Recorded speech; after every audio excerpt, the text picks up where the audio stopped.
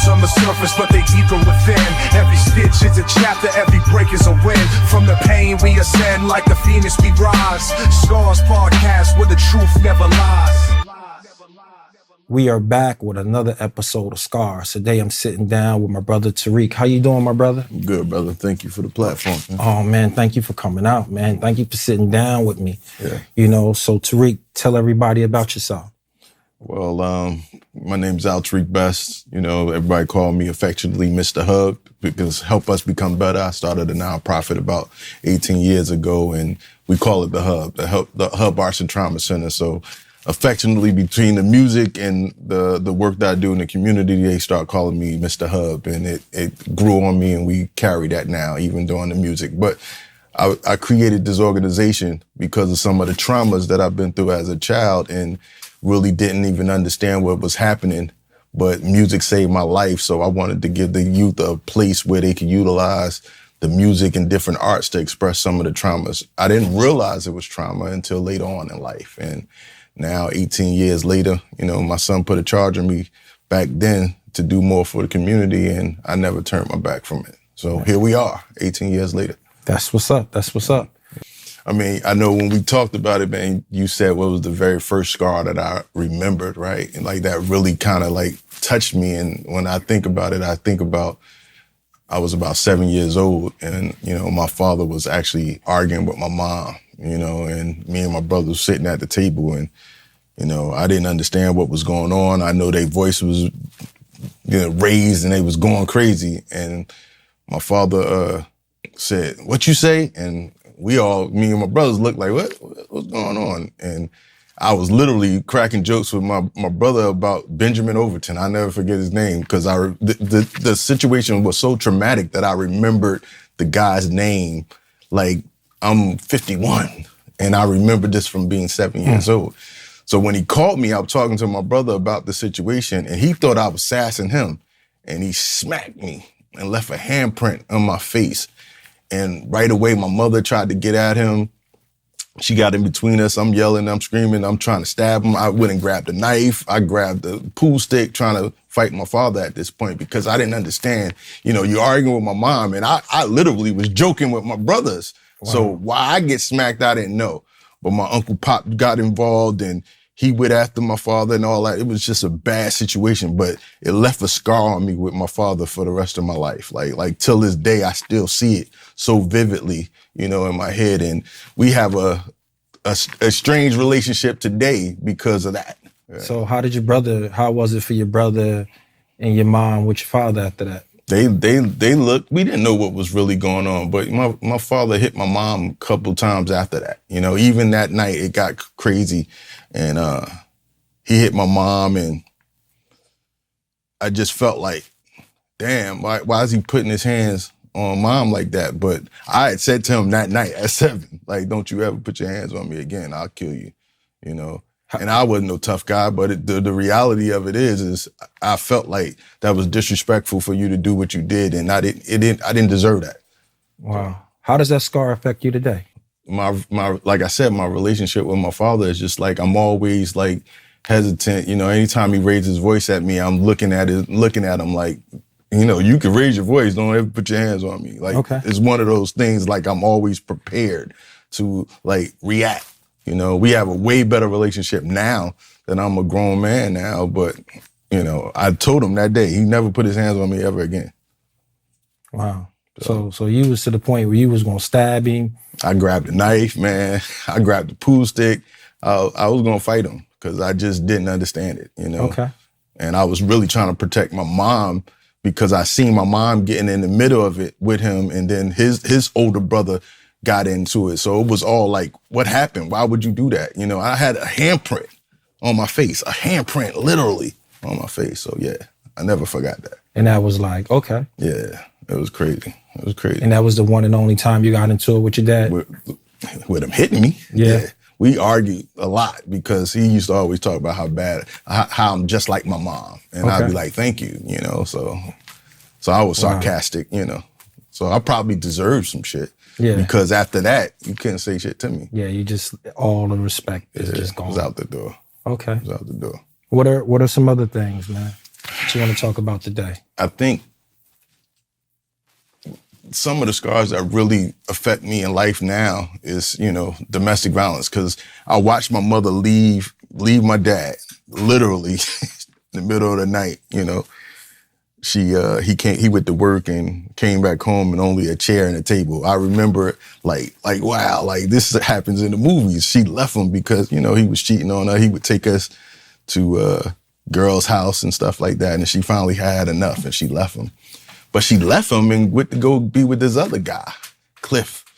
And this guy was an alcoholic and he would beat the shit out of her. Like, so you left bad to go to worse, and we grew up watching this shit and fighting this young boy. Me and my brothers fighting this guy, and no matter what, she'd take this guy back.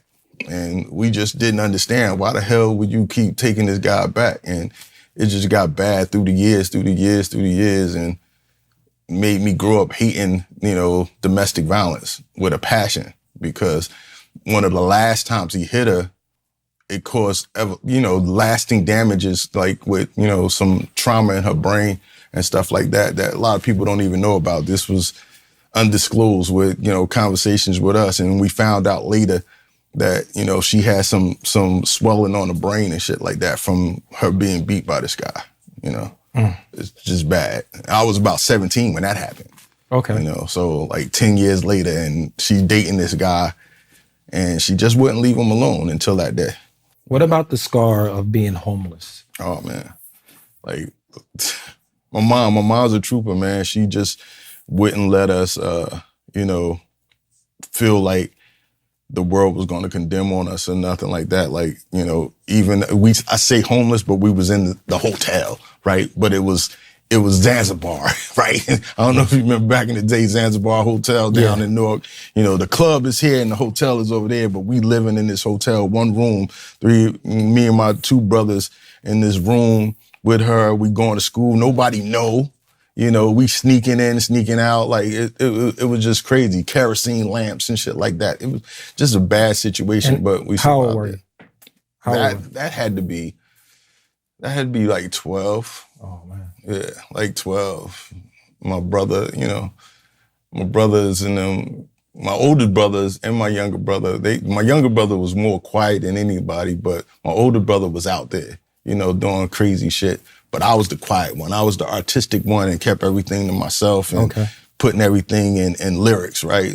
Just rhyming to take away it. And now I know that was my creative expression, right? That was my way of getting some of the shit out. But, because of my little brother being so quiet and my brother into shit, I was the middle child that everybody thought that I was okay because I was getting the, straight A's and shit like that. Mm-hmm. So they thought I was good, but I was the one going through the shit, trying to put this appearance that I was okay, but I wasn't. Still was able to get to school? Still Were able you to getting get in to school. trouble, around that time? Not getting in trouble, my brother was the one that got in trouble all the time. It's just, I was like really just trying to defend him. And, I knew that we had some family that would handle shit, which is, one of my cousins that just like, my cousins was out there, and we knew that we could have some protection anytime something jumped off. But I was the one that everybody loved, and my brother was the one everybody hated, I was the music guy, I was the one that's getting good grades. So I literally like skated through because they were, the guys that I hung out with was all into crazy shit. Yeah. They all was into dumb shit. And I was the one that they would push into the studio. Now, go in the studio, bro. You don't need to be out here. But I was able to hang with them and see both sides, So they didn't judge me for being in the books. But my life as an artist made them feel good to be around too, because it was entertaining. So they saw something in you. They saw something in me, man. They pushed me. That's what's up. Yeah. So what are some other scars, brother? When I sit back and I think about some of the crazy shit that really stand out, when I was 17, in East Orange, the cops pulled me over. I was headed to the studio, as a matter of fact, 4th Ave in North Warrington Parkway. And it was a black and a white cop, and the cop pulled me over and, made us get out the car. Me and my guy made us get out the car. He, stripped all the stuff out of the fucking car. He made us pull our pants down. He straight humiliated us in the middle of the street, daylight. And so I'm upset. I'm yelling at this cop like, yo, like, what's your badge number? What's your badge number? And he wouldn't give me the badge number, but he pulled out the gun and put the gun to my head. Wow. And was like, oh, you a tough guy, huh? You a tough guy, because I was asking for his badge number. I remember a tear dropping from my face. And my partner, Al-Tariq, was just like, yo, chill, don't say nothing else, don't say nothing else. And I'm like, yo, and I'm bugging because I'm like, yo, you want the drug dealers, they right down the street. We on 4th Ave. You can go down the street, but just you fucking with us. I'm going to the studio right here. And this guy just thought I was trying to be tough. I wasn't. I was just didn't understand why you fucking with me. And the real shit is there. But that scarred me for the rest of my life. I'm telling you, bro, like, literally, I hated cops. Hated them with a passion. Every time I got pulled over after that in life, I was the aggressor, right? I could have died at any time because I was the one aggressive. And it wasn't until, when I did the nonprofit, I'm in the work, I'm doing community work, and I met with this organization called Equal Justice USA, and they was doing this trauma to trust thing. And the facilitator was like, I need you to come to this training. And I'm like, trauma to trust? All right, I'm going to go. Because you asked me to go. I get there, and it's at the police station in Newark. I'm like, what? Nah, I ain't. She seen my face. What I didn't know then was that it was a training to bring the community together with the police, right? And to bridge the gap. I wasn't with it. I was like, I'm out. And she grabbed me and was like, you got a voice in the community. I need you to be a part of this. Long story short, I end up staying. But the conversations got so crazy between the community and the police. And because I hate them, I'm going in with them. Man, I'm going to tell you, once one cop got up and talked about, why you upset? Why you so mad? And I started telling the story about what happened when I was 17. This other cop stood up and was like, yo, I want to apologize to you for what happened to you when you were 17. That shouldn't have happened to you, blah, blah, blah. I'm talking about tears came down. He crying, he came and hugged me. And, my walls came down. Everything came down because all I ever fucking needed was an apology. That's it. You know what I'm saying? The police are there supposed to protect us, right? Serve and protect. And I'm going at these police like they was making it okay for some of the stuff that they were doing. And I'm like, yo, that shouldn't have happened. But when he said that, the walls came down. And, today, I have relationships with some police officers today, and I'm able to talk to young people about putting their lives in danger, right? By, shutting the fuck up. Absolutely. No doubt. Shut the fuck up, all that. So, yeah, that my life changed with that. It was a scar, but I was able to change other people's lives because of what happened to me. It's unfortunate that you have to tell them, shut the fuck up. Yeah. But it's just the day and time we live in. Yeah. Now ain't the time to handle that. Yeah. You have to bite it. Yeah. Hush up, and get through it. Yeah. So that's crazy. Other scars that happened in my life that stand out to me, man. Like, tell me about the ring, your mom's ring. Oh man. This guy Cliff, this motherfucker. Sorry, am I supposed brother, to be nah, brother, we gonna talk. This guy, throughout the years, this probably like 5 years, they dating now, and we dealing with the bullshit. He asked to marry my mom, right? Okay. So he got drunk. They arguing outside. He drunk. He trying to fight her, and he took the ring off and he threw the ring. But then he went and got in the car. So while we're looking for the ring, we're trying to look for the ring. This guy gets in the car and trying to run my mother over. He literally gassed the car, grabbed my mom, got out the way. He tried to run her over. He tried to kill her. Me and my older brother, we start fighting him, hit him with a bat, all this other stuff. We go, because the parking lot right here, and we lived like 2 houses in. Ran upstairs, got the bat. We fighting this guy. She let him back. The next day, we woke up and he back in the house. Wow. It's like, what the fuck? Like, yeah. So I love my mom. Please, I love my mom. But she taught us to accept bullshit as love. You know what I'm saying? Like, when I started thinking about some of the stuff that we've been through, this was about 3 years ago. I had a conversation with my mom, and I was like, you know, now that I go through all this training and understand trauma a little bit, like, do you realize you taught us to accept this? Because after we started evaluating our lives, me and my brothers always had women in our lives that were abusive. Wow. And we thought that was love because that's what she kind of taught us, you know, by accepting the bullshit, especially with Cliff. So that was the effect of that scar. Yeah, effect of the scar. Of growing up in a household like that. Yeah. Yeah, my ACE, adverse childhood experiences, is a 1 to 10, and my ACE score was an 8 and shit. And everybody looking at me like, how you survive? Like, I'm like, I just had the will to win. You know, my last name Bestt, so I always felt like I had to be the top of my game, not trying to be better than everybody else, but I wanted to be the best version of me. Absolutely. You know, so it pushed me. Yeah. Tell me about your grandfather.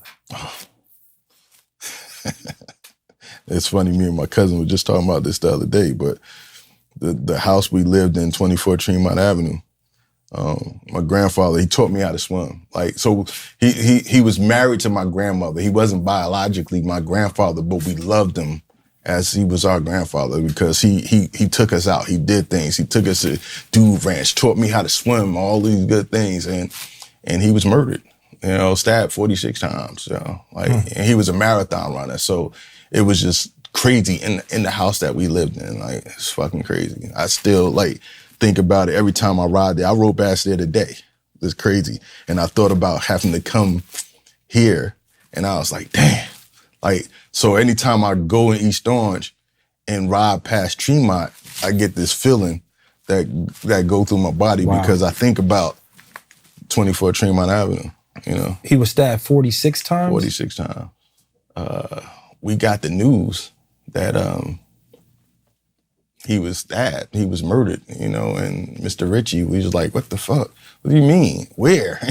And from what they say, you know, from what the details was that he was up in the bedroom. So the way the house was built, you had to, he fought from the bedroom down the stairs and into the front porch and out the front door. So the front deck had a lock on it, like, and you had to have a key to get out. So whoever did it, they came through the top window, but whoever did it had a key because they had to have a key to get out the door.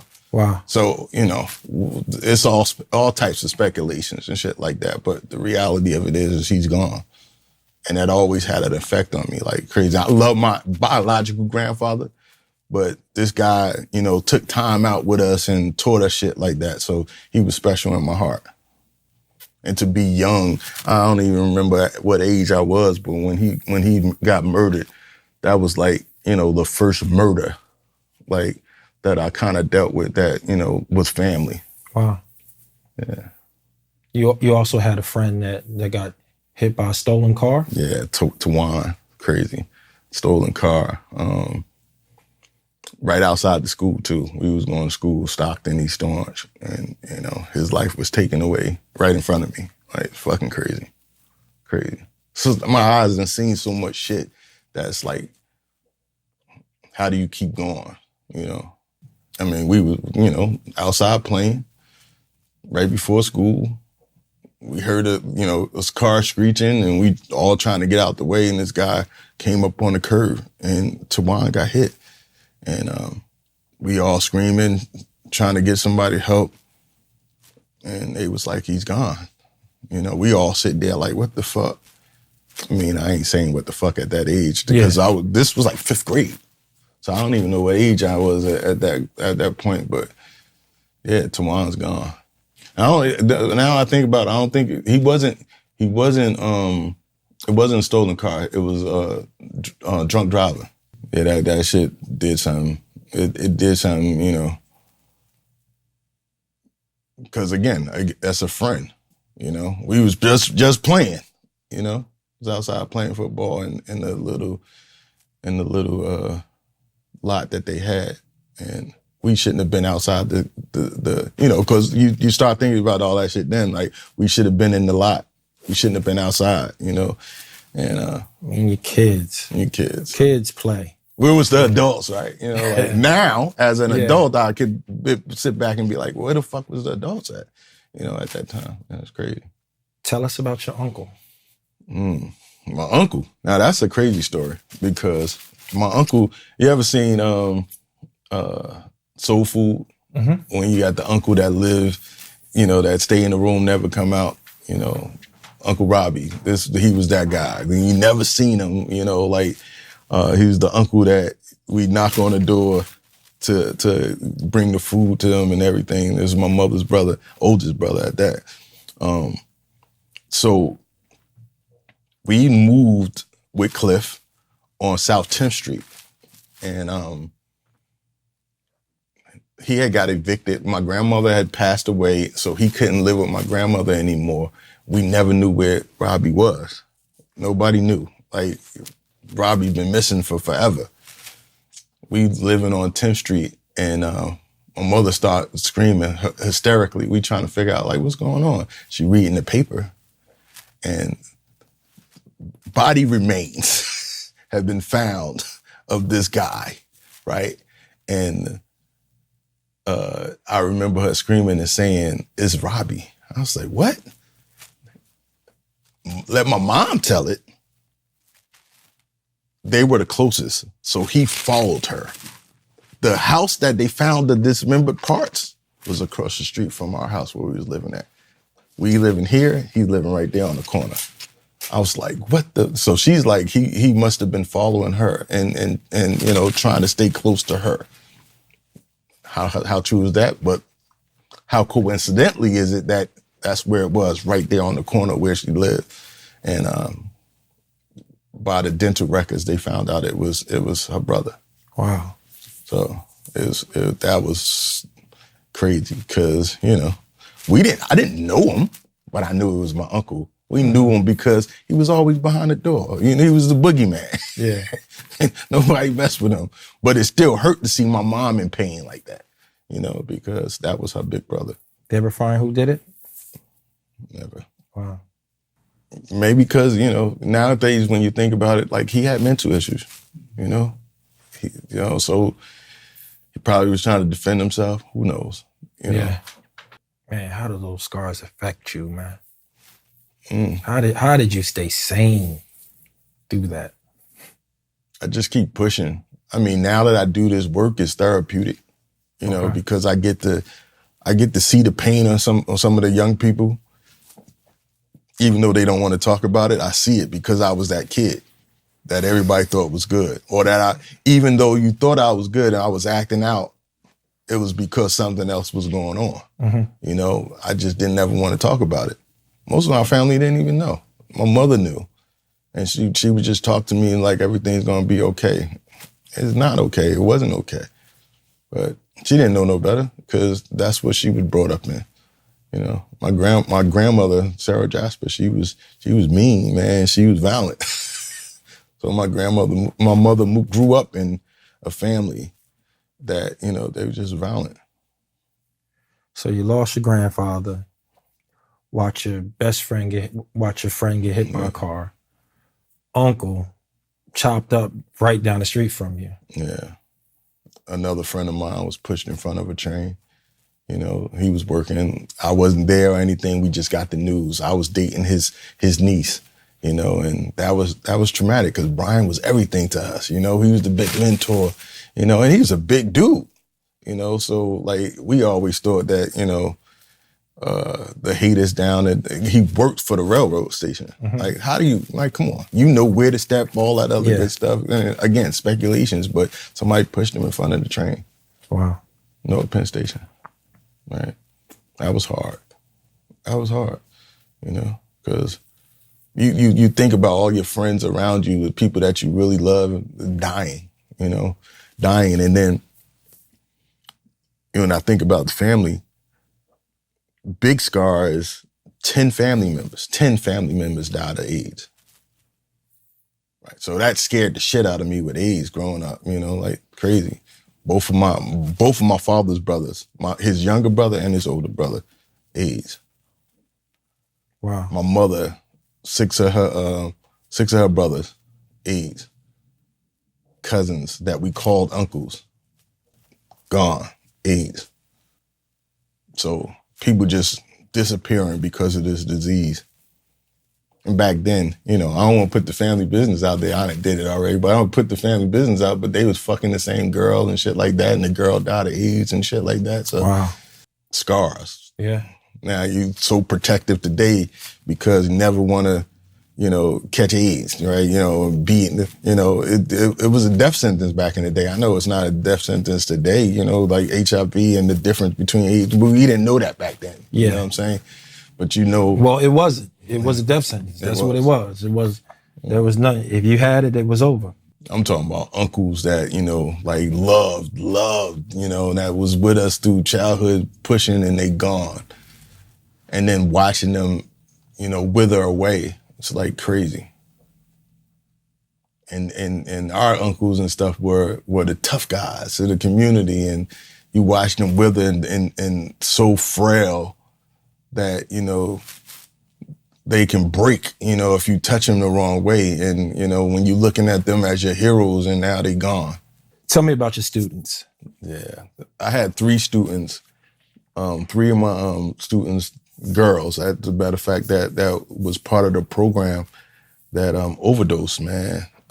And it killed me because one of them particularly, I had made a vow to always be there. I talked to her about, if you ever get in a situation, call me. Like I was the one that would like talk people off the ledge and shit like that.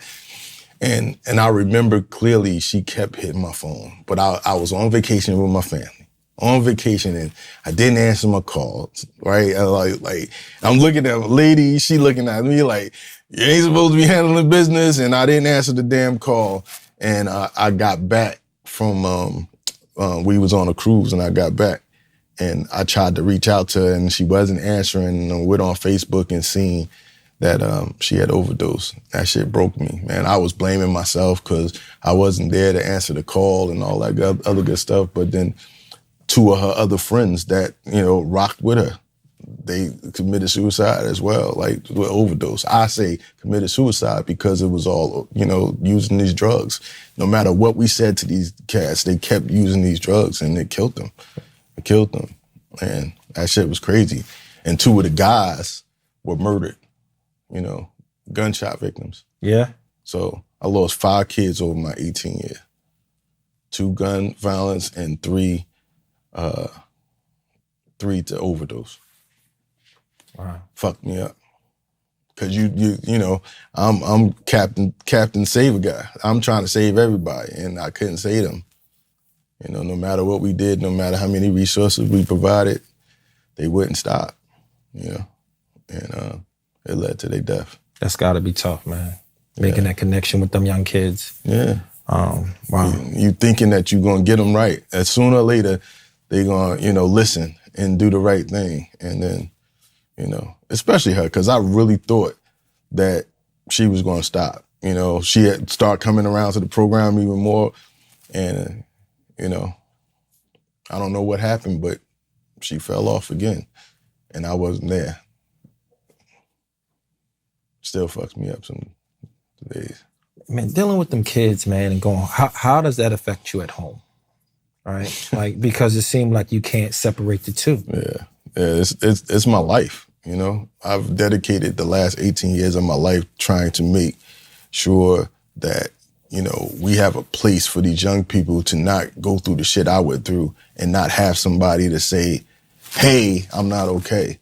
So I bring that home with me, and my relationships have been fucked up, even with my sons. I love my sons to death. And, really quick, if you don't mind, I started the organization because of my oldest son at the time. He was 14 years old because of a traumatic experience. My older kid's mom used to always talk about how bad Newark was. I would always defend Newark, blah, blah, blah, blah. She lived in Royal. We lived in Royal. I'm from Newark, but she would never let me bring my children to Newark. There's one day I convinced her that we was going to a cookout, and sure enough, we coming down Bergen right before you get to Clinton, and this little project on the right-hand side, and We like 3 cars before the light. And my son says, Dad, they beating the guy up. There's blood everywhere. And we looking back. I'm like, what the like, it was a mob of cats. You know, in my brain, I'm thinking it's like 3 or 4 kids, 3 or 4 guys beating up on this guy. Later on, my son's like, no, it was like 20 of them. Yeah, and he probably was exaggerating, but the reality of it is there's blood everywhere. They beating up on this guy. So I'm trying to get my sons out of harm's way because my son said, Dad, he got a gun. I go around the cars that was waiting at the stoplight. It felt like the damn stoplight would not change. You know, all of this shit happening, right? And I get past the light. The police station was on like 2 blocks down. We seen a cop coming out. I swerved over, got out the car, and went and told the police officer what was happening. As I'm talking to the police officer and telling them, yo, they gonna hurt this guy, one of the guys just pulled out a gun. We heard a gunshot. He gets in his car, going back down the street. We only 2 blocks away. I'm yelling and screaming at my son, don't ever let me catch you on these streets. You see what just happened? I'm going off on them because I'm embarrassed that they seen what their mother talked about, right? I'm embarrassed. My 14-year-old son in the middle of my rant says, Dad, you always talk about being part of the solution, not part of the problem. Like, what are you doing about it? And he's shaking his head and everything. And I'm like, what? Did you hear what I just said? It's me deflecting and trying to get it off of me. And I'm like, just listen to what I just said. Crazy. My son just fucking called me a hypocrite. That shit hit me so crazy. Like, you know, we was going to Nye, a cookout on Nye. So we got to the, you know, everybody got in the car. We got to Nye.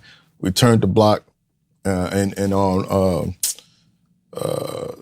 can't think of the name of the street right now. We pulled over.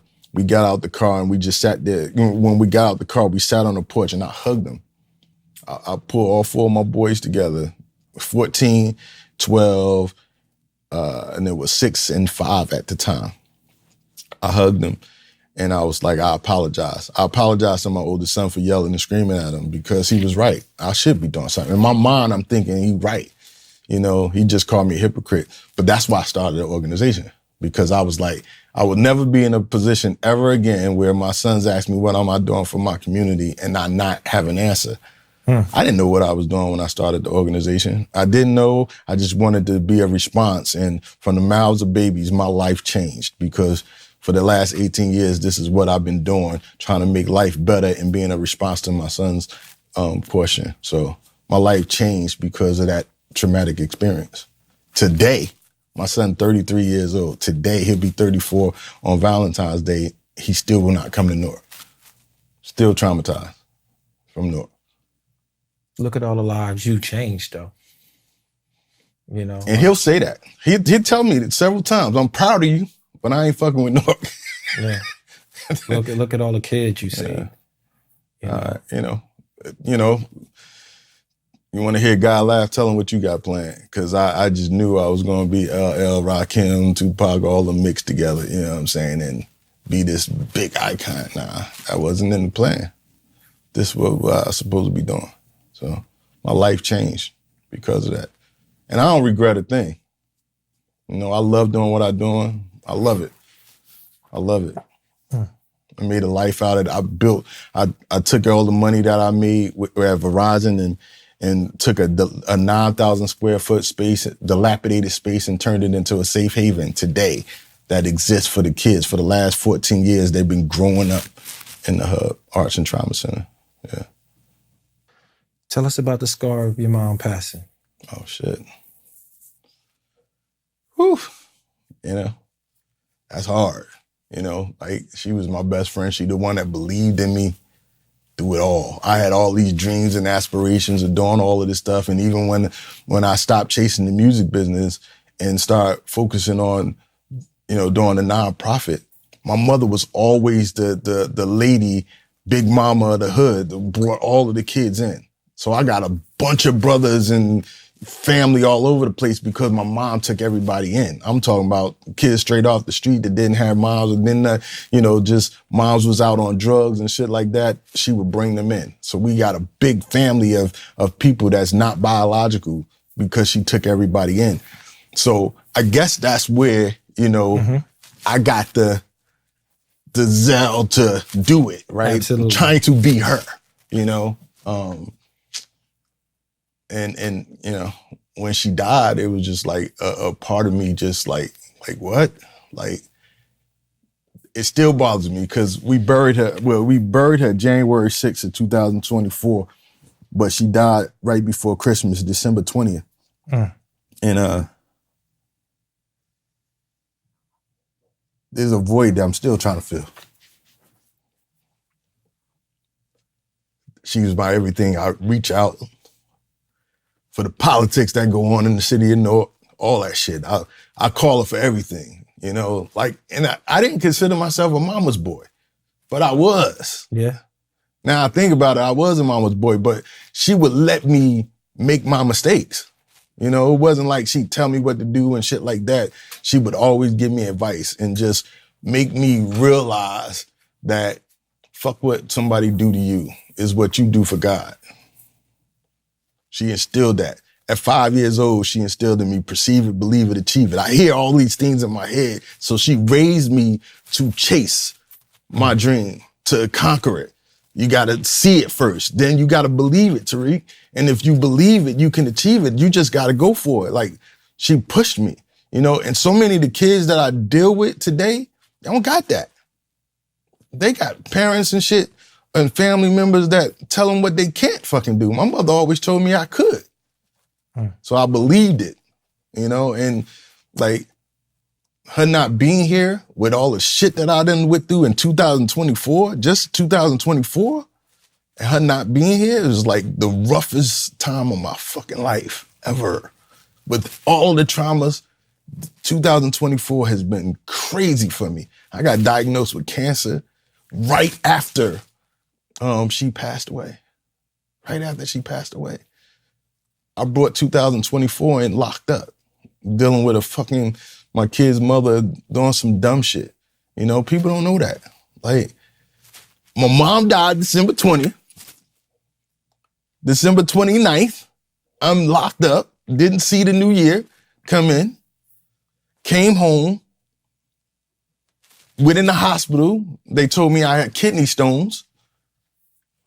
They said, you got good news and bad news. I'm like, what's the good news? It's like, you got kidney stones. I'm like, the fuck? That's the good news, what's the bad news? The bad news was, while they seen the kidney stones, they said, you got a mass on your kidney. The fuck? What is this? I can't call mom. I'll try it. She ain't here. You know? And so that whole trying to figure out what to do and the doctor's giving me, you know, choices and, you know, you can leave it and see if it grow. We can take it out. Had surgery, take it out. I was like, I want this shit gone. June 10th, I had the surgery, had it removed, you know. So, yeah, 2024, lost my mom, cancer. I got a 2-year-old daughter now. I got 4 boys. Okay. So in this time, I'm planning. My mom gets to see my baby, you know, like, you know, so I'm planning to step back, right, from the nonprofit, not leave it, but I want to be more involved in my girl's life. Yes. So I'm planning. And my kid's mother did some fuck shit. And, you know, now I don't have my daughter. So, like, I had changed my whole life around I bought a house and everything to accommodate my daughter growing up in a home, right? And I started this all by saying about my son, because I felt like having grown up, men talk now with my sons, they say, I'm glad you do what you do for the community, but I wish you would have been more present for us as a dad. We love you. We did, you know, we love all of the lessons you taught us, but we wish you could have been around more. So that's a scar in itself. It's a scar. It's a scar by itself. And that's why I was dedicating my world to be there for my girl. I felt like my sons, you know, they gonna be all right. Yeah. And you had kids around you that was worse off. Yeah. You know, that had no one. So you figure, okay. Very good. I'm assuming, but my oldest son, he you know, he's still fucked up. You know, we have our bouts today, you know, because he won't go get help. And I'm trying to make him understand, because of the knowledge I know now, is that shit gonna pass on to your baby. I'm a grandfather now. He done had a baby, and I worry that he's going to transfer that, because we know that happens, So he like, I'm not gonna. It'll happen unintentionally, but yeah, she's my mom's my everything, and it's like I carry her around. My staff bought this for me so that I can keep it, and a daily reminder. I put it on every day, just to walk around with her, to remind me that I can do any fucking thing. I can do anything that I put my mind to, and that's my inspiration, because she put that in me at 5. So where do you find energy to keep fighting? Like hearing everything that you shared with us today, and knowing that you still have to be there for all those young kids coming up, while you still try to continue to have a healthy relationship with your own. Yeah. Like, how do you pull it all together? I just, I'm reminded. I hear her talking to me and saying, "You got this. You can do it. It's gonna be all right." She used to say, hurt people, and I don't want you that way. So I took what she said and I flipped it a little bit, hurt people, but healed people and healing people can heal people. So I don't let people stay with the hurt people. Anytime I hear that, I let them know, like, I'm not healed all the way. I'm still healing. I'm doing my work every day, but I'm actually helping other people, but that's because I hear my mom. She pushes me every day. Sometimes I try to block her out. And that's crazy to say, but I try to block her out because it fucking hurt that I can't call, and then get a verbal message of this is what needs to be done, blah, blah, blah, blah, blah, or you need to look at it this way and stuff like that. Cause I'm so used to having her say, well, have you looked at it like this? She don't give me the answer. She forced me to figure the shit out. And that's what I kind of love about her. And I'm glad she did that for me, because that's how I work with the youth today, So that's what pushes me, to hearing her keep telling me to keep going. You got this. Nothing can beat you. Your last name is Bestt. We laugh about it because my name is Al-Tariq, which is the almighty piercing star. My middle name is Wayusi, which is Swahilian for African king. And my last name is Bestt. So it's like they created a name for me to push me to be something great. Let's talk about the program and what you're doing in Newark right now. Yes. Again, 18 years, through my 18 years, I created this philosophy of entertainment, education, and empowerment, right? I kind of knew that because music saved my life, I could always use the music as a way to getting youth to open up. Mm-hmm. Perfect example. I'm proof of concept, right? So what I started doing is seeing that, having the studio, having the kids learn the music business and stuff like that. I was like, wow, I see a difference, but every kid that came through my doors didn't want to do music. So I started figuring out, what else can I do around the arts, right? So creative videography, photography, graphic arts. We just built the kitchen. So then they learned the culinary arts. They were doing cosmetology. So I built this space out for entertainment, education, and empowerment all in one, right? So the arts is a way to bring them in. But once we got them there, do the financial literacy, health and wellness, grooming and self-efficacy, career readiness, that stuff, right? Those things. But what I'm most proud about is the empowerment piece, right? Empowering means leaving better than what you came, right? And we're literally like about 3 weeks away from finishing the very first youth-focused trauma recovery center, right? So right outside of where I invested almost $300,000 of my own money to building this safe haven where we mediate beefs and all that stuff inside this space, where I have full state-of-art recording studio, radio, podcasting station, videography, photography. I have all of this in this 9,000 square foot space.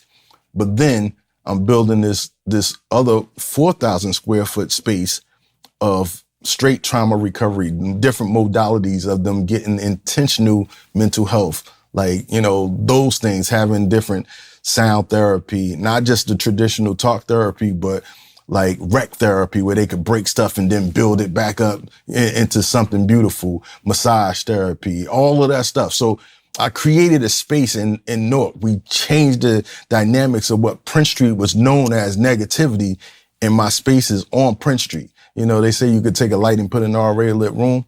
Don't do too much. But if you take that same light and put it in a dark room, it means the world. And that's what the Hubb has become for Newark. Like, kids are literally growing up, just like the YMCAs and the Boys and Girls Club. I watched them grow up, go to college, and come back and volunteer in the Hubb, you know? So I love it. I love what I do. I wouldn't change a simple bit. I would love to change. Well, I shouldn't say I wouldn't change a little bit. I wish I wouldn't have went through so much trauma, but it made me who I am today, to be able to do what I do and to see shit that other people don't see, to spot it, and to be able to teach other people that your situation don't have to dictate your destination. It can, but it doesn't have to, you know. Most people that have talent and have opportunities to leave the hood, they leave. Mm-hmm. You know, you didn't. You stayed. Yeah. Well, I said, 3 years ago. It's funny you said that, because I'm all through the 15 years I was like, I'm never leaving Newark. when my kid's mother got pregnant and I knew it was a girl, I said, I'm gonna buy me a house outside of Newark, right? Mm-hmm. Because we just seen shit changing. But I go to Newark every single day. I go and I give back to Newark every single day. I'm invested in Newark. I love Newark.